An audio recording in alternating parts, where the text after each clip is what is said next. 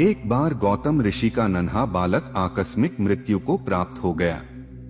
वे उस बच्चे को लेकर राजा के पास आए और उसकी अकाल मृत्यु की बात कही।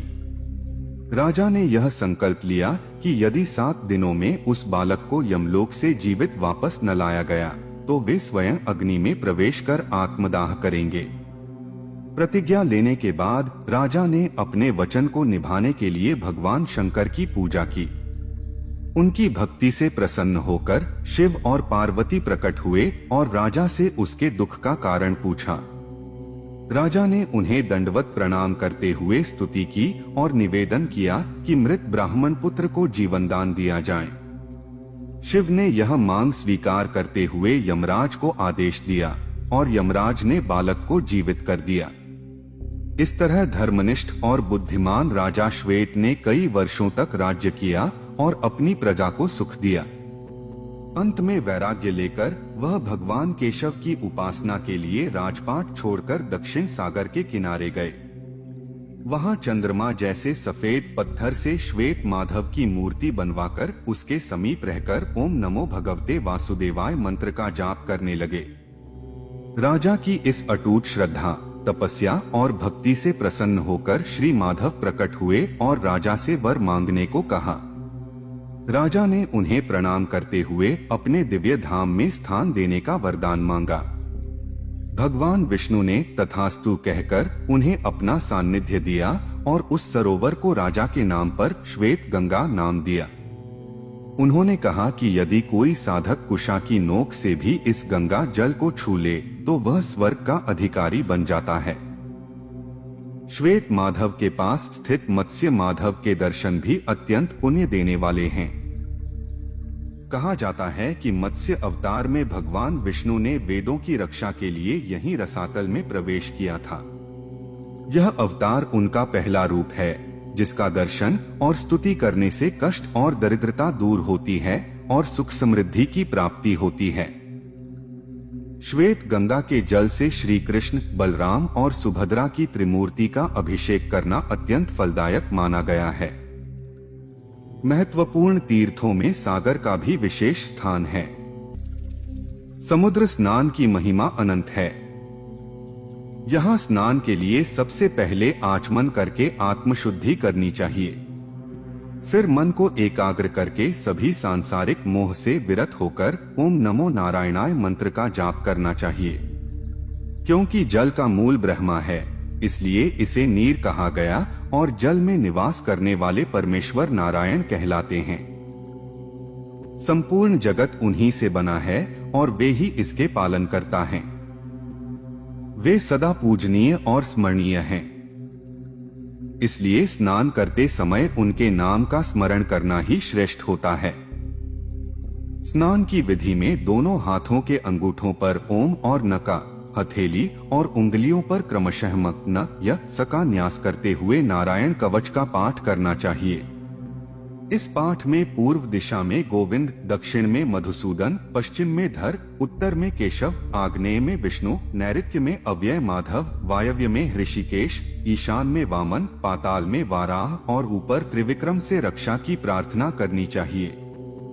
यह कवच साधक को इच्छित फल दिलाने में मदद करता है, क्योंकि भक्त इस प्रक्रिया में नारायण रूप में अपने इष्ट की स्तुति करता है।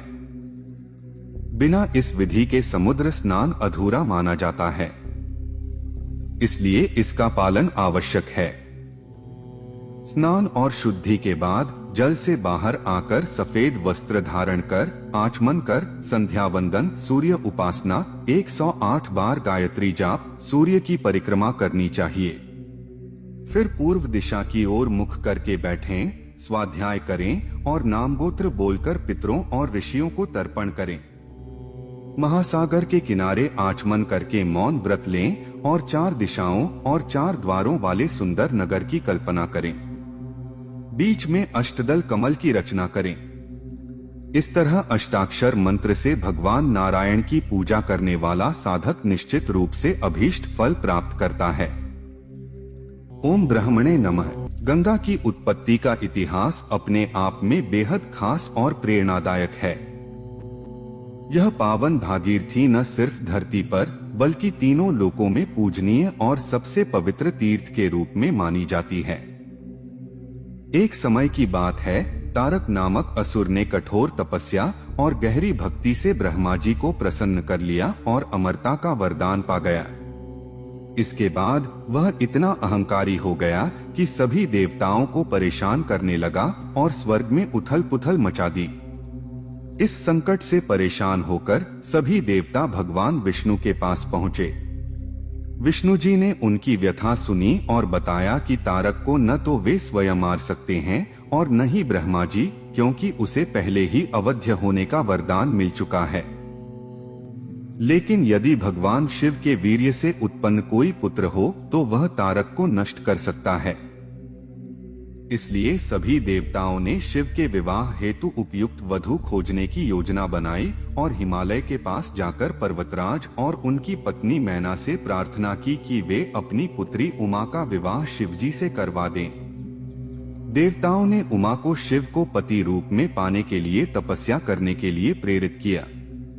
कामदेव ने शिवजी का ध्यान भंग करने की कोशिश की, लेकिन जैसे ही उसने प्रयास किया, ध्यान में लीन शिव ने अपने तीसरे नेत्र से उसे भस्म कर दिया। इससे देवता भयभीत हो उठे। बाद में वशिष्ठ और अरुंधति को भेजा गया, जिन्होंने शिवजी को उमा के साथ विवाह के लिए राजी किया। देवताओं ने हिमालय को विवाह की तैयारियों के लिए सूचित किया। ब्रह्मा जी ने बताया कि जब उमा विवाह मंडप में बैठीं तो उनकी सुंदरता देखकर वे इतने प्रभावित हुए कि असहज हो गए। उन्होंने उस स्थिति को संभालने का प्रयास किया, लेकिन उसी से बालखिल्य ऋषि का जन्म हुआ। यह घटना उन्हें बहुत शर्मिंदगी का कारण बनी।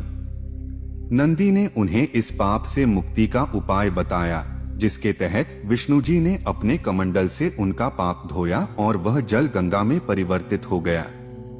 उस जल से स्नान या उसका पान करने से मनुष्य के सारे पाप नष्ट हो जाते हैं। यही गंगा बाद में भगीरथ के प्रयासों से पृथ्वी पर लाई गई।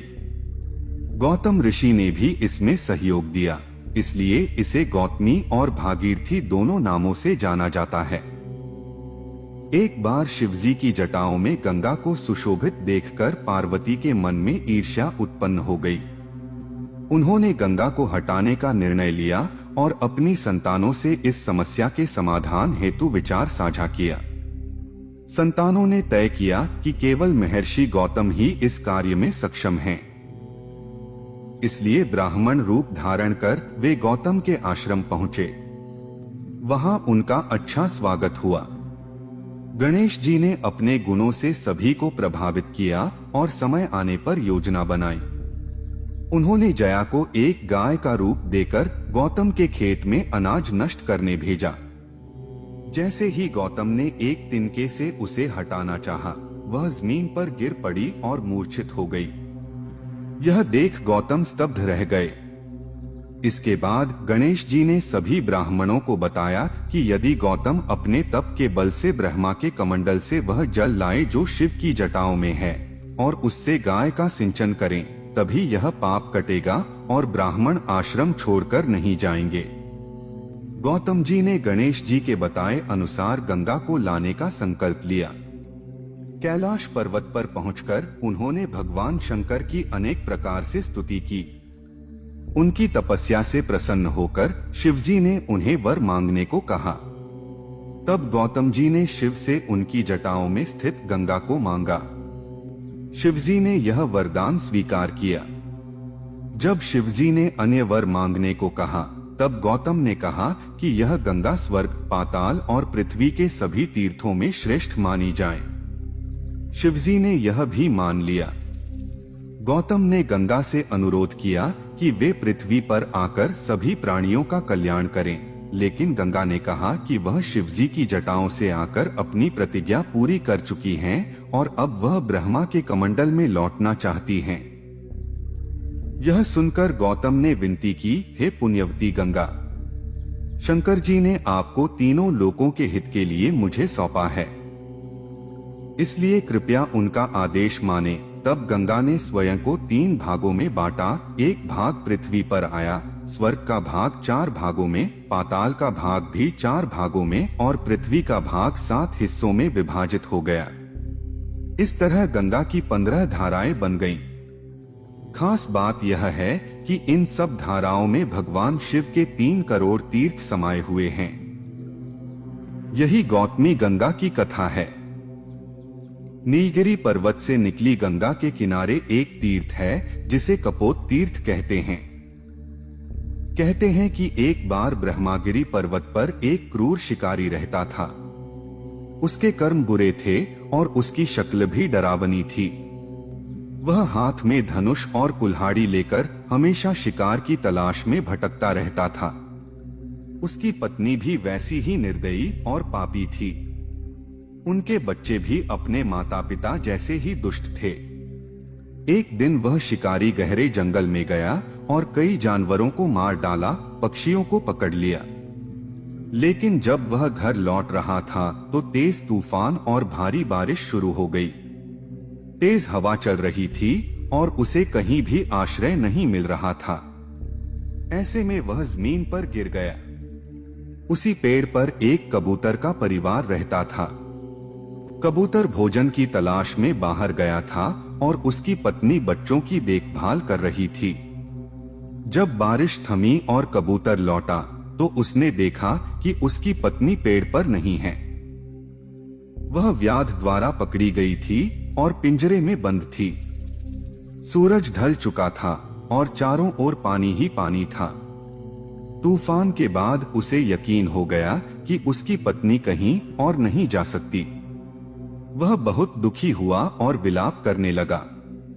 कबूतरी ने अपने पति की यह दशा देखी और पिंजरे से ही उसे बताया कि वह सुरक्षित है।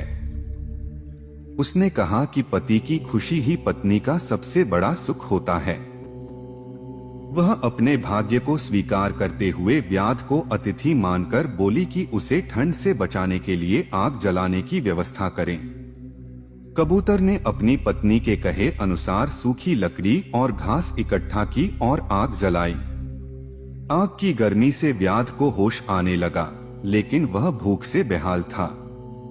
यह देख कबूतरी ने अपने पति से कहा कि वह उसे पिंजरे से बाहर निकाले ताकि वह अग्नि में कूदकर व्याध का भोजन बन सके। यह त्याग देखकर कबूतर स्वयं भी तैयार हो गया और 3 बार अग्नि की परिक्रमा कर भगवान विष्णु का नाम लेकर अग्नि में प्रवेश कर गया। कबूतर का यह बलिदान देखकर व्याध चकित रह गया। फिर कबूतरी ने व्याध से प्रार्थना की कि वह उसे आजाद कर दे ताकि वह भी अपने पति की राह पकड़ सके। यह सुनकर व्याध को आत्मज्ञान हुआ और उसने सभी पक्षियों को पिंजरे से मुक्त कर दिया। कबूतरी ने धन्यवाद दिया और वह भी अग्नि में समा गई। कुछ समय बाद व्याध ने देखा कि दोनों दंपत्ति विष्णुलोक से आए पुष्पक विमान में बैठकर विष्णुधाम की ओर जा रहे हैं। उसने उनसे पूछा कि उसका उद्धार कैसे होगा। तब उन्होंने बताया कि यदि वह गौतमी गंगा में लगातार 15 दिन स्नान करे और सच्चे मन से विष्णु की स्तुति करते हुए अपने पापों की क्षमा मांगे तो वह भी स्वर्ग प्राप्त कर सकता है। जिस स्थान पर कपोत और कपोती ने अपने शरीर का त्याग अतिथि सेवा में किया, वह स्थान आज कपोत तीर्थ के नाम से प्रसिद्ध है, जहाँ स्नान, दान, पूजन और पितरों का तर्पण किया जाता है। 10 अश्वमेघ यज्ञ करने का संकल्प लेने वाले विश्वरूप के पुत्र और विश्वकर्मा के वंशज राजा विभु यौवन ने यज्ञ कराने की जिम्मेदारी कश्यप मुनि को दी। मुनि ने सुझाव दिया कि वही भूमि जहाँ पूर्व ऋषियों ने यज्ञ किए थे, वहाँ यज्ञ मंडप बनाया जाए। सभी साधन मौजूद होने पर भी यज्ञ पूरा नहीं हो पा रहा था, जिससे राजा चिंतित हो गया। जब उन्होंने इस समस्या का हल पूछना चाहा, तो पुरोहितों ने उन्हें बृहस्पति के बड़े भाई संवती ऋषि के पास भेजा। संवर्त ने राजा से कहा कि इसके लिए आप अपने गुरु कश्यप जी को भेजें। फिर उन्होंने उन्हें सुझाव दिया कि वे गौतमी गंगा के किनारे जाएं। राजा विभु ने जब गौतमी के तट पर अश्वमेघ यज्ञ करवाए तो गंगा के प्रभाव से वे यज्ञ सफल हो गए। यज्ञ के प्रसाद के रूप में राजा ने पूरी पृथ्वी को दान में देने की बात कही, लेकिन पृथ्वी ने कहा, राजन, मैं समुद्र में डूब जाती हूँ, इसलिए बार बार मुझे दान में न दें। जब वैकल्पिक दान के विषय में ब्राह्मणों से सलाह ली गई, तो उन्होंने बताया कि गौतमी गंगा के किनारे एक दिन का भी दान करने से भूमि दान के बराबर फल मिलता है।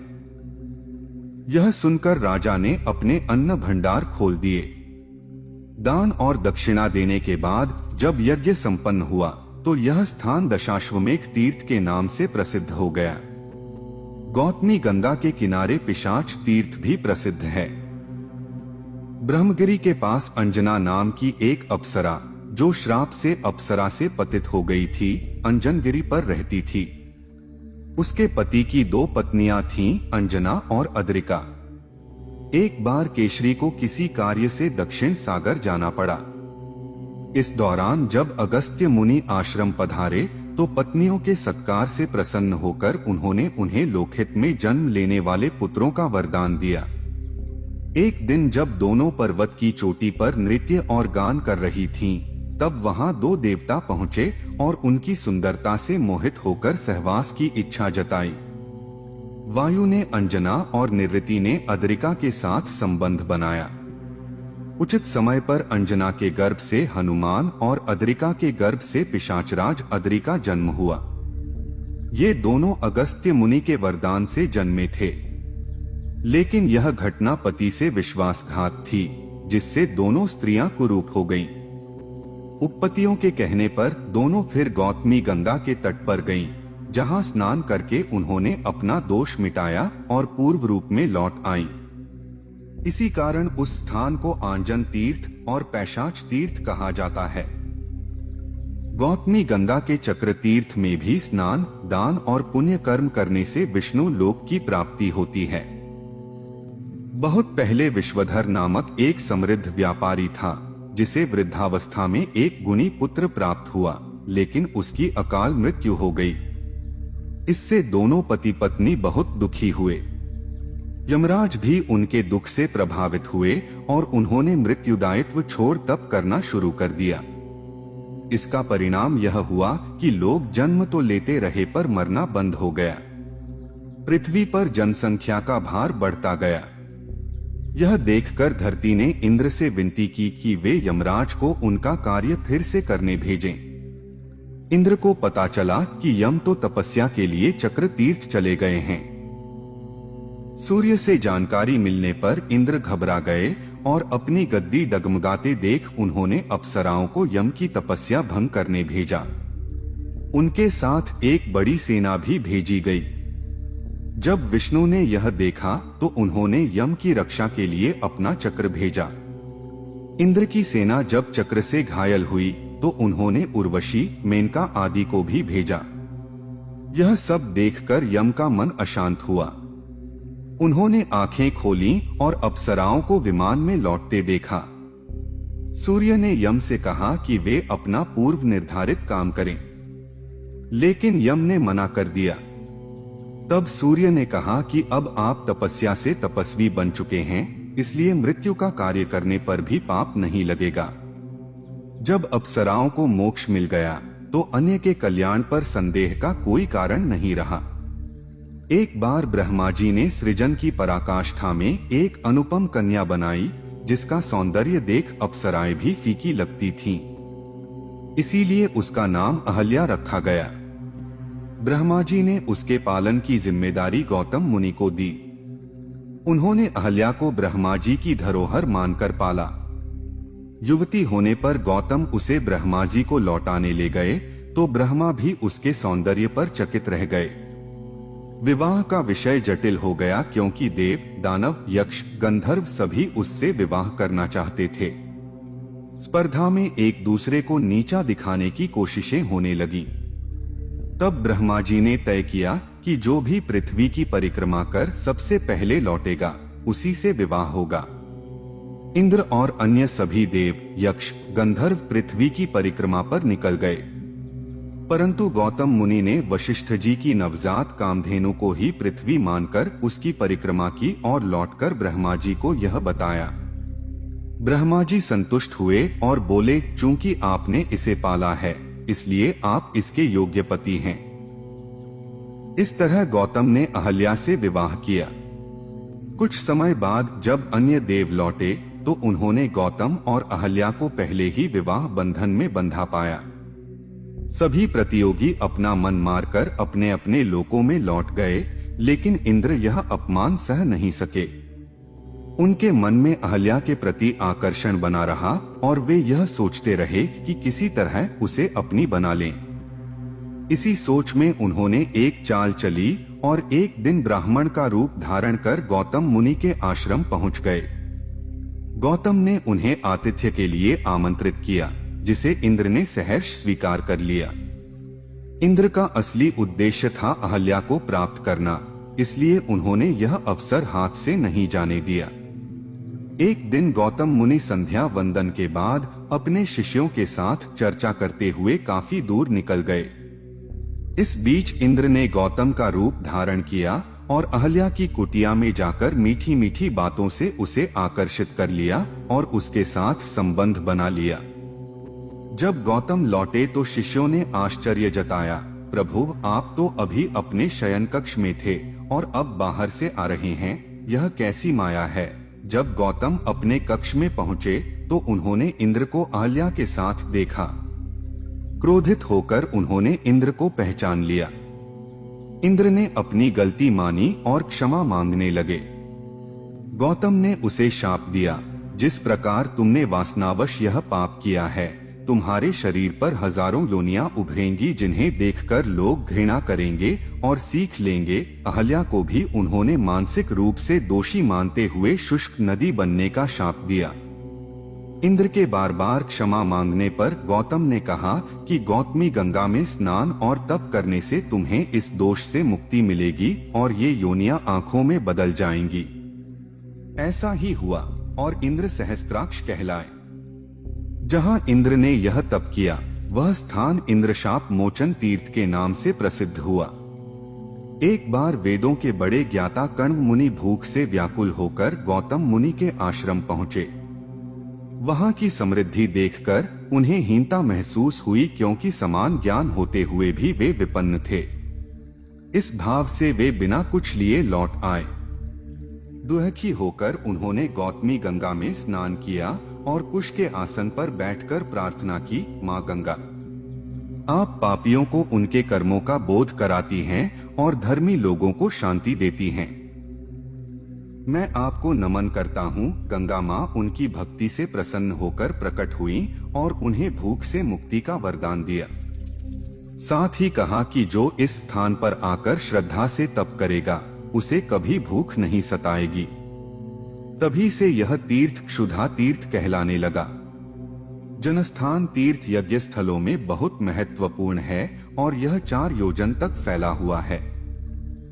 वैवस्वत मनु के वंश में जन्मे जनक ने जल के देवता वरुण की रूपवती कन्या से विवाह किया। जनक ने मोक्ष को सर्वोच्च मानते हुए अपने पुरोहित याज्ञवल्क्य से मोक्ष प्राप्ति का उपाय पूछा। याज्ञवल्क्य ने कहा कि इसका पहला चरण है निस्संगता। जनक ने सरल उपाय पूछा तो ऋषि ने उन्हें वरुण के पास जाने का सुझाव दिया। वरुण ने जनक को बताया कि मुक्ति के 2 मार्ग हैं, कर्म का पूर्ण त्याग और शास्त्रानुसार कर्म करते हुए मुक्ति की ओर बढ़ना। 4 आश्रमों के दौरान नियमित कर्म करते हुए भी मोक्ष पाना संभव है। इन आश्रमों में बृहत आश्रम को सबसे श्रेष्ठ बताया गया है, जहां व्यक्ति देवता, पितर और गुरुजनों के ऋणों से मुक्त होता है और धर्म का पालन करता है। भारतवर्ष में स्थित दंडक क्षेत्र अत्यंत पुण्यदायक है और गौतमी गंगा सर्वोच्च तीर्थ है। जनक ने अपने श्वसुर से प्राप्त ज्ञान के अनुसार अनुष्ठान पूरे किए, जिससे यह स्थान जनस्थान तीर्थ के रूप में प्रसिद्ध हो गया। गौतमी गंगा के तट पर ही अरुणा और वरुणा नदियों का संगम है, जिसे अश्वभानु तीर्थ कहा जाता है। यह तीर्थ सभी प्रकार के पुण्य और सिद्धियों को प्रदान करता है। यहाँ साधना करने से मनुष्य को मनोवांछित फल और शापों से मुक्ति मिलती है। कश्यप मुनि के तेजस्वी पुत्र सूर्य, जिन्हें सप्ताश्वर्थी और आदित्य कहा जाता है, अपनी पत्नी उषा के साथ रहते थे, लेकिन उषा उनके तेज को सहन नहीं कर सकी।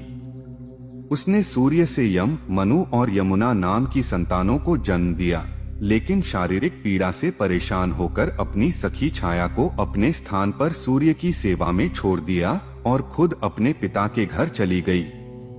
पिता ने उसे लौटने को कहा तो वह वापस आई, लेकिन अब अश्विनी का रूप लेकर संज्ञा वन में विचरण करने लगी। सूर्यदेव ने अपनी पत्नी छाया से सावर्णी, मनु और शनैश्चर नाम के 2 पुत्रों को जन्म दिया। छाया अपने नवजात पुत्रों से अत्यधिक स्नेह करने लगी, जिससे संज्ञा से उत्पन्न यम आदि को यह भेदभावपूर्ण व्यवहार लगने लगा। इसी कारण यम ने क्रोधित होकर छाया को लंगड़ा होने का श्राप दे दिया।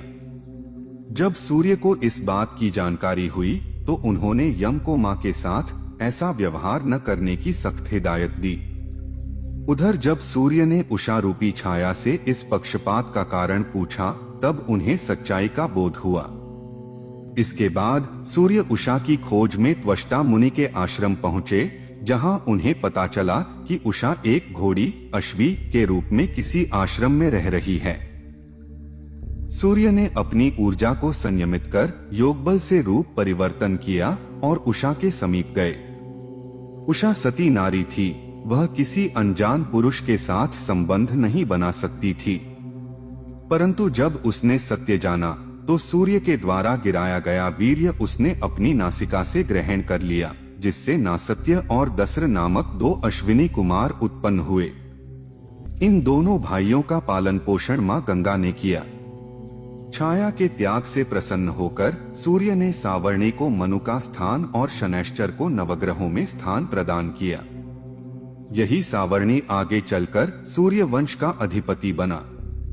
त्वष्टा मुनि ने जब अपनी पुत्री की पीड़ा देखी तो गौतमी गंगा के किनारे कठोर तप कर एक शक्तिशाली मंत्र सिद्ध किया, जिससे उन्होंने सूर्य के तेज को शांत किया। जब सूर्य का तेज कम हुआ तो उषा उनके साथ सुखपूर्वक रहने लगी। उधर यम ने भी अपने श्राप से मुक्ति पाने के लिए गौतमी के तट पर तप किया और वहां उन्हें शांति मिली। वह स्थान जहां उषा ने घोड़ी का रूप धारण किया था, अश्विनी कुमारों का जन्म हुआ और यम ने तप किया, वह अश्वभानु तीर्थ कहलाने लगा। अरुणा और वरुणा नदियों का संगम भी यही है, जिससे इस स्थान का महत्व और बढ़ गया है। यह तीर्थ पुण्य और सिद्धि दोनों के लिए श्रेष्ठ माना जाता है।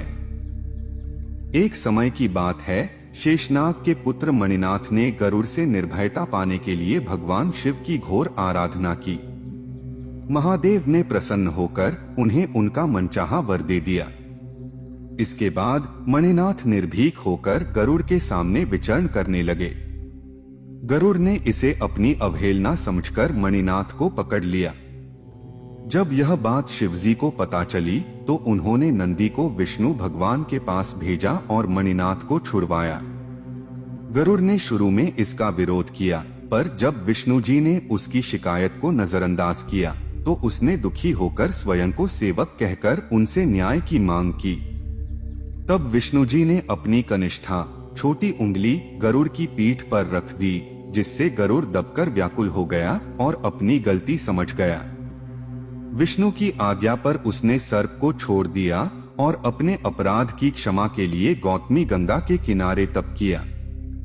यही स्थान अब गरुड़ तीर्थ के नाम से प्रसिद्ध है।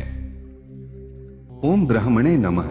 गौतमी गंगा की पवित्रता को लेकर ब्रह्मा जी ने कहा कि यह देव नदी सारे पापों को मिटाने वाली और संसार को उबारने वाली है। इसके किनारे का हर एक कण पावन और पुण्य देने वाला है। यहाँ जितने भी तीर्थ स्थान हैं, उनका भी खास महत्व है। महर्षि गालव ने यहाँ कठोर तप किया था, जिससे यह भूमि तपोभूमि कहलाने लगी।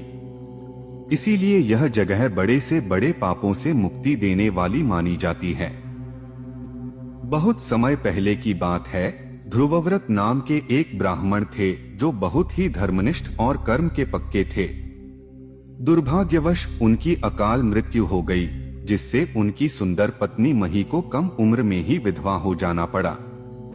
उनका पुत्र सनाजजात भी पिता के बिना अनाथ हो गया। मही अपने यौवन पर संयम न रख सकी और पतिव्रता धर्म को छोड़कर वैधव्य के बावजूद दूसरी पुरुषों के साथ संबंध बनाने लगी। अपने पुत्र को इसमें रुकावट मानकर उसने उसे एक मुनि को सौंप दिया। गालव मुनि ने उस बालक को पूरी तरह से दीक्षित किया, लेकिन उसकी माता के बुरे संस्कारों के कारण उसका स्वभाव ठीक न हो सका। जब वह बड़ा हुआ तो आश्रम छोड़कर चला गया और विभिन्न स्थानों पर जाकर व्यभिचारी जीवन जीने लगा। इसी दौरान एक बार वह उसी नगर में जा पहुंचा जहां उसकी मां मही अब भी वेश्या का जीवन जी रही थी। वहां अज्ञानवश उसने अपनी ही मां को पत्नी बना लिया और उनसे एक पुत्र हुआ।